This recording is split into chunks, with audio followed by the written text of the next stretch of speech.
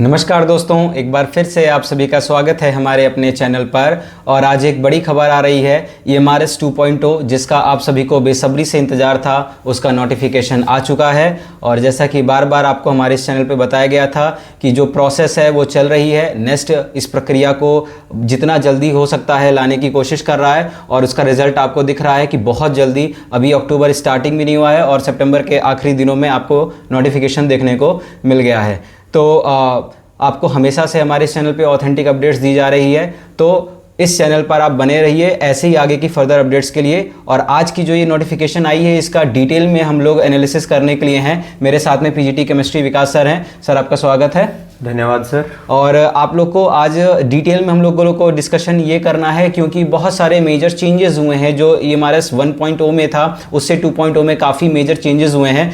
तो पेशेंस के साथ थोड़ा आप इस वीडियो में बने रहिए, आपको कंप्लीट डिटेल इस वीडियो में देखने को मिलेगी। तो सबसे पहले आपको जो स्क्रीन पे आपको दिखाई दे रहा होगा कि ये आपका नोटिफिकेशन है जो आज ही के दिन अभी जारी हुआ है, कुछ ही घंटों पहले।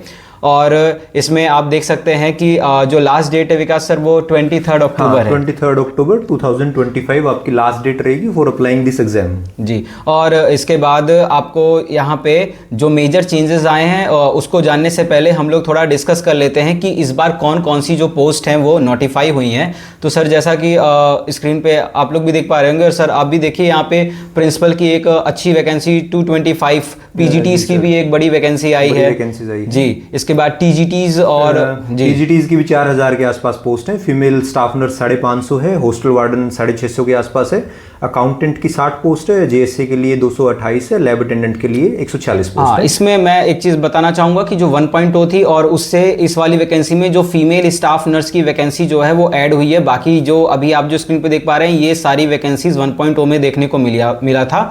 और इसके बाद अगर आप देखेंगे कि जो मतलब जो मेजर चेंजेस की बात हो रही है सर, उसको डिस्कस करने से पहले एक बार क्या हम लोग ये भी डिस्कस कर लें कि कितनी पोस्ट लगभग हैं या फिर उसको स्किप किया जाए। आप लोग मेरे हिसाब से पोस्ट नोटिफिकेशन से लोग देख सकते हैं कि नंबर ऑफ वैकेंसीज कितनी है। हाँ, हम लोग टू द पॉइंट सीधे बात पे चलते हैं ताकि जो भी हमारे लिए जरूरी है वो आपको बता देते हैं। बस आपको यही बताएंगे इन शॉर्ट की वैकेंसी एक अच्छे खासे नंबर में आपको देखने को मिली है 7267। जो मैंने बोला था कि लगभग जो आपकी 1.0 थी उसके आसपास, उससे थोड़ी कम भी हो सकती है, ये भी मैंने आपको वैकेंसी वाले एक वीडियो में बताया था और वैसा ही सब कुछ आपको देखने को मिला है। तो सर मैं चाहूंगा कि अब आप हमारे जो भी दर्शक हैं उनको जो मेजर चेंजेस हुए हैं उनके बारे में थोड़ा बताएं।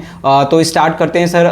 जैसे हमारे ज़्यादातर जो हमारे जो दर्शक हैं वो TGT PGT के हैं, तो हम लोग प्रिंसिपल की पोस्ट को स्किप करते हुए सीधे हम लोग PGTs की पोस्ट पर स्विच करते हैं। जी सर, एक मैं इसमें एडिशन करना चाहूंगा जी। आपको एक जगह जो टोटल नंबर ऑफ वैकेंसीज दिखेंगी वो 7267 यानी कि 7267 दिखेंगी। बट जब हम इसको नीचे स्क्रॉल करेंगे, इसमें जाएंगे तो हमें पता लगेगा कि इसमें कुछ और वैकेंसीज भी हैं जो TGT मिसलेनियस जो कैटेगरी ऑफ टीचर्स है उसके अंदर भी हैं। जैसे TGT music, art, PET male, PET female और लाइब्रेरियन, इनकी भी 1100 निवासी पोस्ट आई हुई है। तो अगर आप 7267 में 1100 निवासी ऐड करोगे तो लगभग ये आपका जो 8,500 के आसपास ये पोस्ट जी सर, ये लगभग 1189 और 223 जो हमारी थर्ड लैंग्वेज है, तो मेरे हिसाब से ये लगभग हमारा जो डेटा है वही 9000 के आसपास जा रहा है। अप्रॉक्स उतनी ही वैकेंसी को 2.0 में लगभग निकाला गया है। तो जो सबसे मेजर चेंज है, इस बार 2 टियर एग्जाम हो रहा है। इंटरव्यू तो ऐड नहीं किया गया है, प्रिंसिपल में सिर्फ इंटरव्यू एडेड है। टीचिंग पोस्ट में 2 फेज आपके जो हैं एग्जाम को किया गया है। सब्जेक्टिव एग्जाम भी टियर 2 में देखने को मिलेगा और इसके साथ साथ आपका जो है जो टियर 2 है रिटन है उसके आधार पर मेरिट बनेगी। ये शॉर्ट्स में मैंने आपको बताया। अब हम इसके बारे में डिटेल्स में डिस्कस करेंगे। विकास सर इसके बारे में आपको डिटेल में बताने जा रहे हैं। अब जी सर बताइए। इसमें सर जैसे कि जो अप्लाई करने के लिए जो लास्ट डेट रहेगी वो हमारे पास 23 अक्टूबर रहेगी और वही डेट आपके लिए जो आपकी एजुकेशनल क्वालिफिकेशन और जो एज लिमिट है उसके लिए जो कट ऑफ डेट है वो भी हमारी 23 अक्टूबर 2025 रहेगी। यानी कि आपकी एज का जो क्राइटेरिया है और जो आपकी एजुकेशनल क्वालिफिकेशन है वो आपकी 23 अक्टूबर से पहले कंप्लीट हो जानी चाहिए।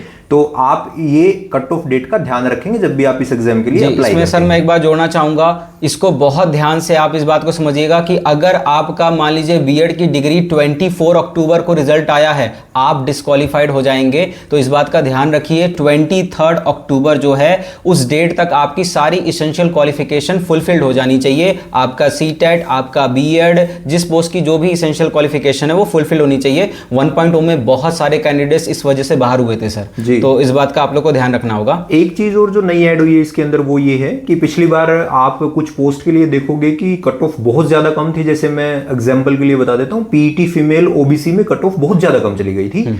तो ऐसा ना हो, अब की बार इसको भी खत्म कर दिया गया है नेस्ट की तरफ से। उन्होंने बोला है कि आप अगर जनरल, ओबीसी और ईडब्ल्यूएस कैंडिडेट हैं तो आपका सिलेक्शन तभी होगा जब आप पेपर में ओवरऑल 30% नंबर स्कोर करोगे। अगर आपका स्कोर 30% से कम है तो आपको उस पोस्ट के लिए नहीं चुना जाएगा, चाहे वो पोस्ट खाली रह जाए। मतलब मिनिमम एक क्वालिफिकेशन आपकी जो है वो 30% का एक बैरियर आपको रिजर्व्ड कैटेगरीज हैं, जैसे एससी है, एसटी है और पीडब्ल्यूडी कैंडिडेट्स के लिए वो क्राइटेरिया 25% रखा गया है। तो ये नई चीज इंट्रोड्यूस की गई है अब की बार। तो सर एक बार ठीक है, आपको स्क्रीन पे दिखाई दे रहा होगा कि ये है हमारे पीजीटीज का जो टियर 1 है, ये 100 मार्क्स का आपका होगा। ये क्वालिफाइंग नेचर का है, इट मींस आपको सिर्फ क्वालिफाई करना है, इसके बेसिस पे आपकी मेरिट नहीं बनेगी। ये पैटर्न बिल्कुल सेम रहेगा जैसे आपका 1.0 में रहा था। पार्ट 1, 2, 3, 4, 5 जो है आपके बताए गए थे वो सेम वैसे रहेंगे। हाँ, इसमें आपका थोड़ा सा जो चेंजेस, नंबर ऑफ क्वेश्चंस में चेंजेस आए हैं। जीएस आपका 10 मार्क्स की रहेगी, रीजनिंग पिछली बार 20 मार्क्स की थी, इस बार आपकी 15 मार्क्स की हो गई है। आईसीटी को इंक्रीज कर दिया गया है, 10 से 15 कर दिया गया है। टीचिंग एप्टीट्यूड एक मेजर पोर्शन इस बार रखने जा रहा है क्योंकि 30 क्वेश्चंस इस बार रख दिए गए हैं और पिछली बार सर 10 क्वेश्चंस का था टीचिंग एप्टीट्यूड और 50 नंबर का जीएस का पोर्शन पीजीटीज के लिए बना था। जी सर, आप कुछ कह रहे हैं? हाँ, इसमें फिर आगे आपके पास एक डोमेन नॉलेज टेस्ट है जो 30 मार्क्स का रखा गया। उसको 2 पार्ट में डिवाइड किया गया, एक्सपेरिमेंटल एक्टिविटी बेस्ड पेडागोजी और एनईपी 2020। इसके बाद जो एक और बदलाव अब की बार आया है, ये तो बदलाव है ही कि आपके पास टायर 1 और टायर 2 2 एग्जाम देखने को मिलेंगे आपको।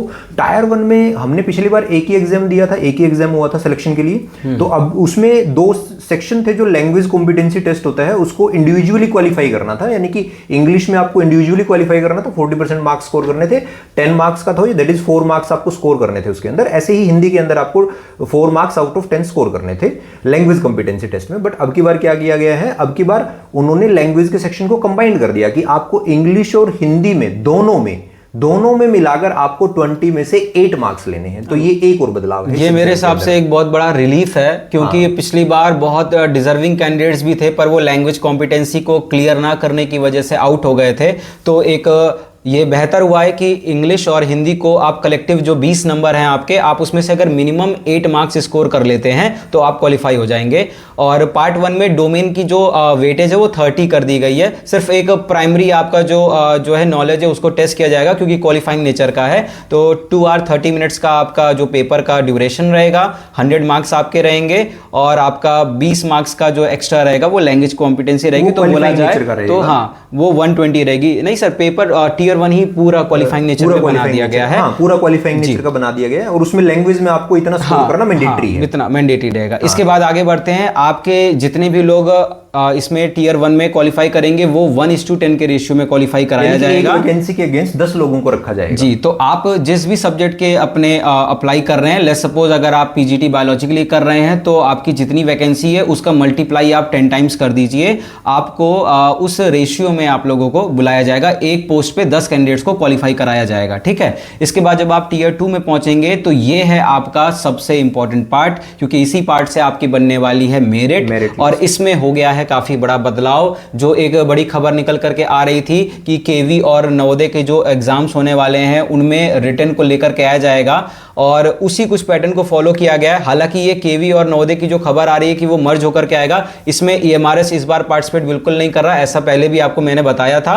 तो ये जो टियर 2 का जो फॉर्मेट है वो डिस्कस करेंगे अभी हम लोग। तो सर इसके बारे में आप कुछ बताइए। हाँ, टियर 2 के फॉर्मेट में आपको ऑब्जेक्टिव और डिस्क्रिप्टिव दोनों क्वेश्चन देखने के लिए मिलेंगे। टोटल नंबर ऑफ क्वेश्चन हमारे पास 55 होंगे जिसमें ऑब्जेक्टिव क्वेश्चन 40 होंगे और 1 मार्क फॉर ईच क्वेश्चन, यानी कि 40 मार्क्स का होगा। डिस्क्रिप्टिव क्वेश्चन आपके पास 15 होंगे और एक डिस्क्रिप्टिव क्वेश्चन की जो वेटेज है वो 4 मार्क्स की है। तो टोटल ऑब्जेक्टिव 40 मार्क्स के हो गए, डिस्क्रिप्टिव आपके 60 मार्क्स के हो गए। तो टोटल पेपर आपका 100 मार्क्स का बन गया और इस पेपर की ड्यूरेशन 3 घंटे की रहेगी।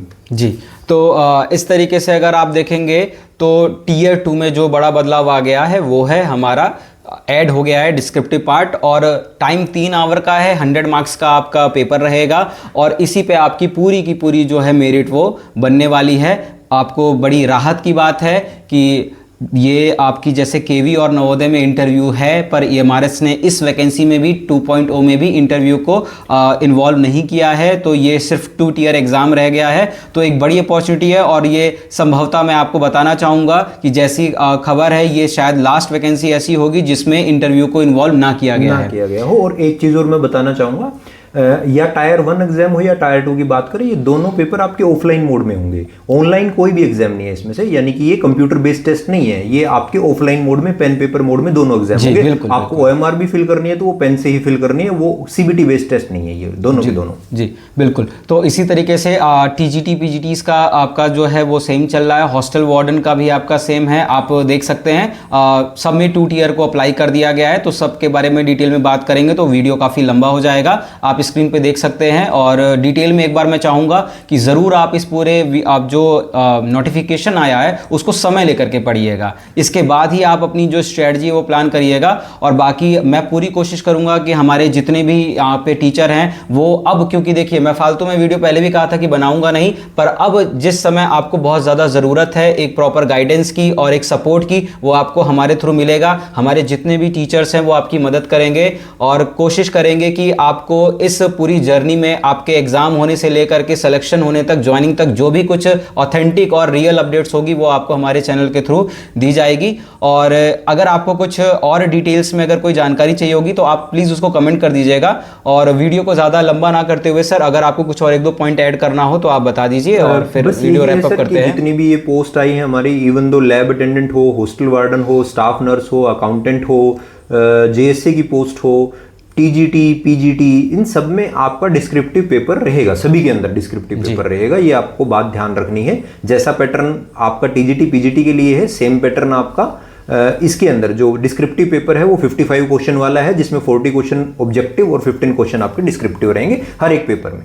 ठीक है, तो कोई भी अगर आपकी क्वेरी होगी तो कृपया आप उसको कमेंट करिएगा, उस पर हम लोग और भी डिटेल बनाएंगे वीडियो को। जो भी एक छोटे छोटे से पॉइंट्स हैं, मतलब एकदम बेसिक से बेसिक आपको इन्फॉर्मेशन की जो ज़रूरत होगी वो आपको इस चैनल के थ्रू प्रोवाइड कराई जाएगी, तो जुड़े रहिए। मार्किंग स्कीम में भी सर मैं कुछ बताना चाहूँगा इसमें नेगेटिव मार्किंग भी इंक्लूड की गई है। हाँ, नेगेटिव मार्किंग तो जैसे सर 1/3 उसमें थी ना, जो नेगेटिव मार्किंग रहती है वो आपके MCQ जो आपको देखने को मिलते हैं उसके अंदर आपकी 1/3 नेगेटिव मार्किंग रहेगी। जैसे कि लास्ट टाइम 1/4 नेगेटिव मार्किंग देखने को मिला था, मार्किंग थी, अब की बार 1/3 नेगेटिव मार्किंग है। तो ये भी एक मेजर चेंज देखने को मिल रहा है। तो एक बार देखिए आराम से, और अप्लाई करने से पहले इसको मैं वापस से कहूँगा प्रॉपर एक बार पढ़िएगा, और कहीं भी कोई आपको डाउट आए तो फिर आप हमसे एक बार क्वेरी करिएगा। बाकी जो भी कोई हमारी तरफ से मदद हो सकेगी, हम टीचर्स की तरफ से, देखिए हम लोग कोचिंग इंस्टीट्यूट नहीं हैं, हम लोग ऐसे कोई वीडियो नहीं बनाएंगे, जो बनाएंगे हम भी आपके ही जैसे थे, जो आप उधर बैठ करके वीडियो देख रहे हैं, हम भी कभी वहाँ थे। हम वो चाहेंगे कि आपको वो सारी प्रॉब्लम्स फेस ना करनी पड़े और आपको ऑथेंटिक अपडेट्स मिलती रहे। तो जुड़े रहिए इस चैनल पे, और आगे आपके लिए बहुत इंपॉर्टेंट वीडियोज़ आने वाले हैं इस चैनल पर। बहुत बहुत धन्यवाद सर। धन्यवाद सभी को। एक सूचना आपको और देनी है कि आपको इस वीडियो के डिस्क्रिप्शन में टेलीग्राम का एक लिंक मैं बना दिया हूं, उस चैनल पे आप जुड़ जाइए। जितनी भी अपडेट्स होंगी, हर चीज़ पे वीडियो बनाना संभव नहीं होता है, तो छोटी से छोटी अपडेट्स वहां पे मैं आपको साझा कर दिया करूंगा। उस टेलीग्राम ग्रुप का लिंक नीचे है, तो आप कृपया उसको ज्वाइन कर लीजिएगा।